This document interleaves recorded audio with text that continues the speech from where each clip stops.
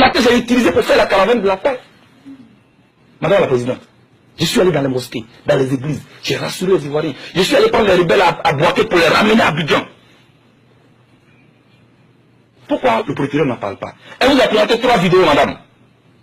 Ils ont fait exprès pour extraire les parties. Première vidéo qu'ils vous ont présentée.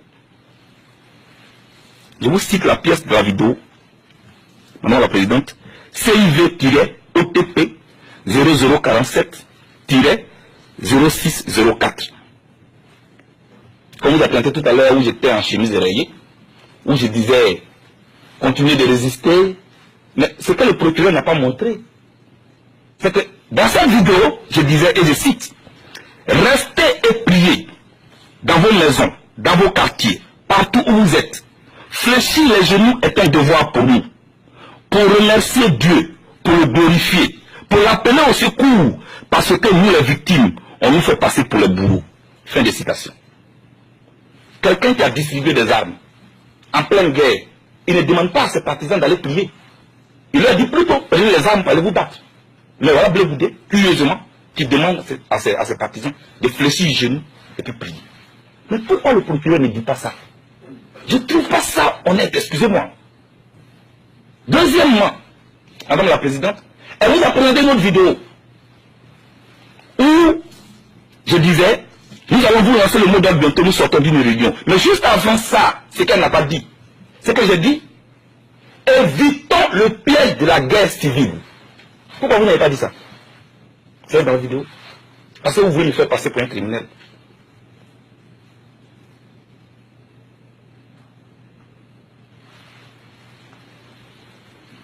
Madame la Présidente, j'ai mal.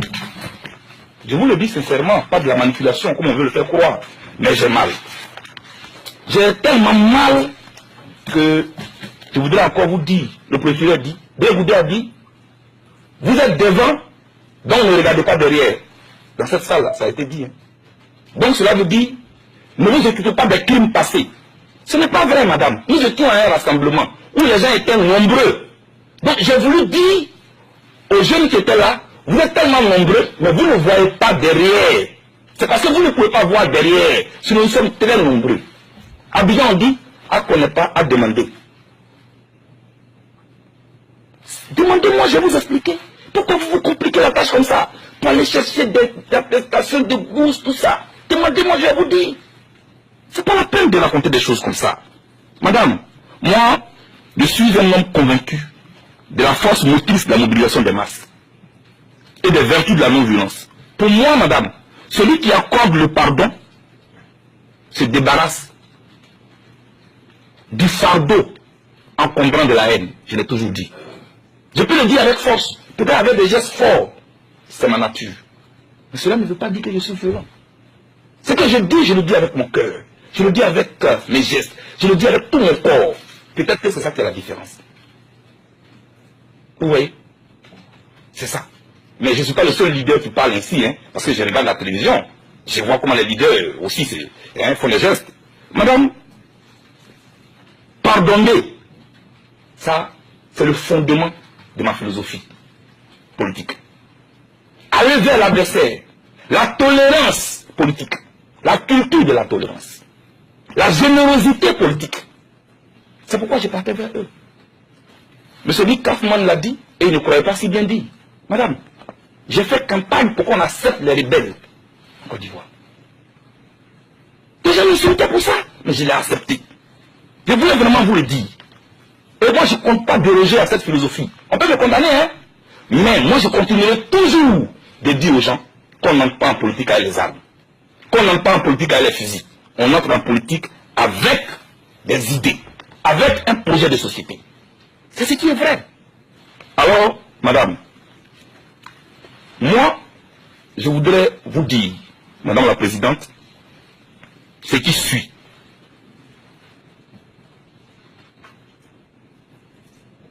Toutes mes actions politiques ont été toujours guidées par un seul principe.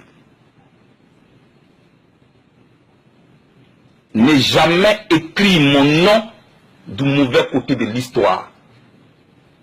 pour ne pas léguer en héritage à ma progéniture et à mes proches un nom ensanglanté du sang innocent de mes concitoyens. Jamais je ne participerai à ça. Et c'est moi qui ai dit, je ne veux pas participer à la rwandisation de la Côte d'Ivoire. Le procureur n'a pas entendu ça non plus.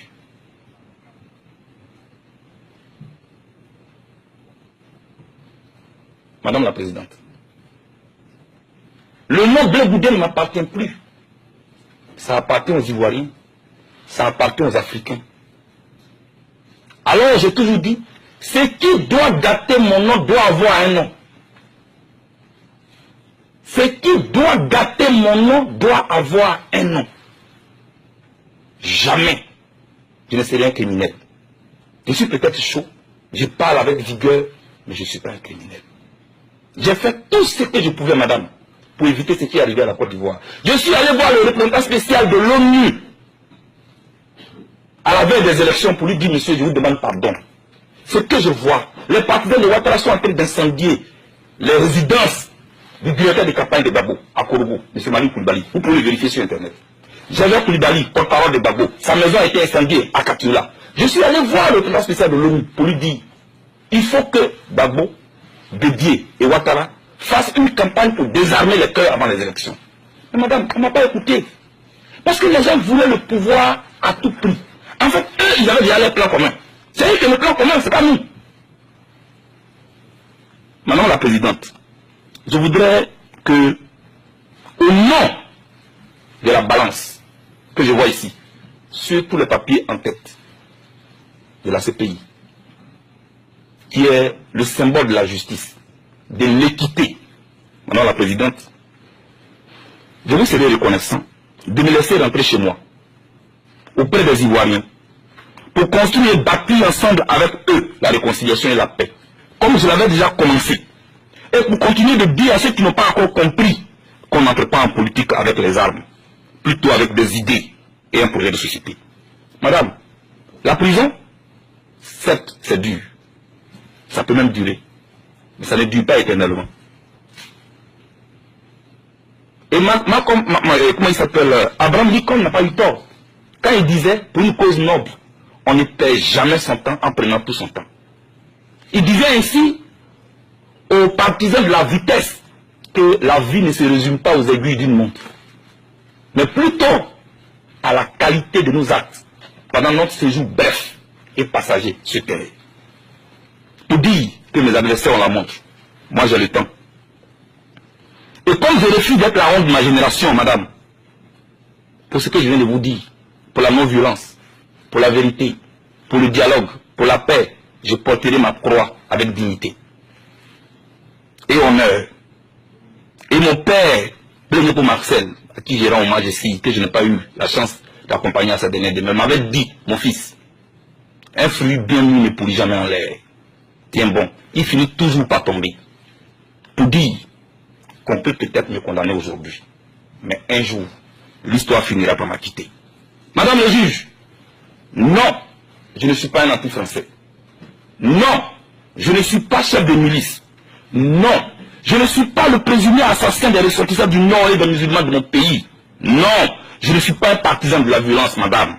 Non, je ne suis pas un génocidaire.